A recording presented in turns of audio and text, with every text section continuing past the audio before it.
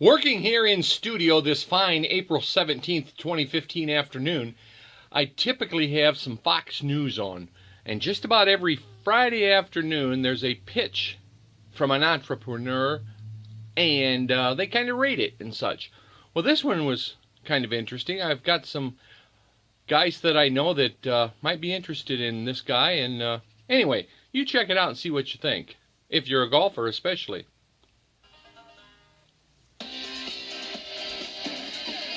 Friday on Risk and Reward. That means elevator pitch day. One founder, one elevator, 30 seconds. It starts now. I am here with Peter Kratsios. He is the founder of Golfmatch app. Peter, what's your idea? We create great golfing experiences by connecting like-minded golfers at the courses they want to play. We also allow you to share your experiences to a relevant community that truly cares in a Facebook-like newsfeed so people can engage with your posts. We're growing participation in golf, driving meaningful awareness to local courses, and generating incremental revenue for the industry as a whole. Our goal is to connect this incredibly fragmented market. Simply put, we're the future of golf. All right, just in time for spring, we're going to see what the judges say. The future of golf, right? Okay. You just heard the pitch. Now to our judges. Matt Withheiler joining us there from Flybridge Capital, Stephanie Palmieri, Softtech VC, Hillary Gosher from Insight Venture Partners. Matt, what did you think of the pitch? That's absolutely great pitch. I think that the app concept is really interesting, and the pain point around matching golfers and finding people to be social with while you play golf, I think is a real pain point. So I thought that was really good. I think the question that I have that I was left with is, how do you get consumers and golf players to actually adopt the product, download it, and start using it? Absolutely. So whenever you start a new social community, that's the biggest thing. Aside from our own grassroots efforts and social push, we have 3 types of brand ambassadors. The first one being PGA Tour brand ambassadors. We have 3 right now. We're looking to get to 10. And what they do is they've dedicated around a year with our users, where it's kind of like a play with a pro type of day, where you have a chance to actually engage with your heroes for free. They also promote us on social media. We have 17 social influencers on Instagram who help get the word out, do different promotions for us. And we have 53 local brand ambassadors across the United States that hand out promotional cards to local courses and spread the word. So, Stephanie, I know you are a golfer, so what do you think? So I like it. Golf is like an inherently social sport, and it is hard to find people to play with. So my question for you is, as you're building up that marketplace of people that are looking to connect with local golfers, how do you engage that community before they actually find someone that's truly a match and a perfect date for them on the golf course? Absolutely. So when we debuted in 2014 in June, we were only connecting golfers based on handicap, age, the type of game they were looking to play, even as granular as the tees they wanted to play from. And what we saw is that was an issue. We weren't able to engage people who weren't living right next to each other. So our new approach that launched 2 weeks ago is much more content-driven. You're not only able to connect with golfers, but also share your experiences. And the average user comes back right now 4 times a day.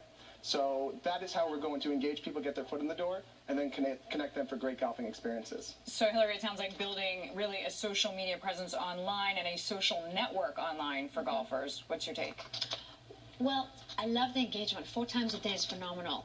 Well, the one question I have, though, is folks are today able to book tees or find tee times because there's an online booking engine called Golf Now that most golf courses use. So how do you integrate, or do you disintermediate? What's the differentiation from my ability already today to book a tee time? Absolutely. Digital tee times are the future. 15% of all tee times are now booked digitally, and that number is increasing 25% year over year the last 5 years. However, they aggregate tee times, we aggregate golfers. And the biggest difference between the two of us is that digital tee time aggregators have static tee times available. So for example, an 8:02 a.m. tee time and an 8:12 may not seem like a big difference, but what if that 8:02 tee time was exactly the type of golfers you want to get paired up with, and the 8:12 were people who would make it the longest 5 hours of your week? What we're doing is bringing transparency to the tee time system so you can find great players to get out there with at the courses you want to play, and then book the tee time. So, Matt, go ahead. Go ahead. We're talking to the largest tee time aggregators in the industry right now, and we'll have an integration done in the next month to allow our users to book tee times digitally. That's great. So, Matt, as far as what you've heard or what you haven't heard, would you introduce Peter to your investing partners, yes or no, and why?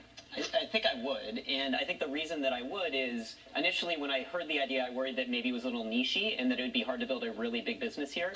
But when you look at the success that Strava's had in the mobile bike community space and the ability to monetize people in the bike community, I think it's a big opportunity to do something similar in the golf space. So I would, but I would really push you hard on how you think about monetization. Stephanie? Well, Peter, I said I'm the one golfer up here.